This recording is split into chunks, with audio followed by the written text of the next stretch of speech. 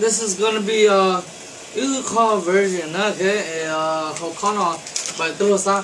Đó là chữ khu chỉ dùng là để sao sai giá được họ. Cho nó chuyển chữ sao? Cho nó là chua cho nên dùng nhỏ. Không nồng đó là ư mà màu này. Ư màu thế gì hậu chỉ chỉ dùng là. Chỉ là chua dùng nhỏ, chua nhỏ dùng. Đây là sai giá. Ui, cho mình dậy. Họ không là cái nó sai cái là lo. Bùi xí lưu.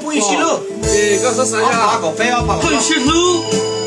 Phá cổ phê một chỗ phá cổ lo nữa. Thì nó là你去帮老女先到是了，哎，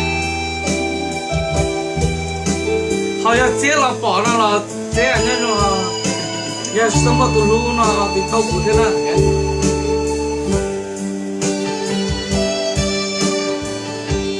好个那等个梦呀，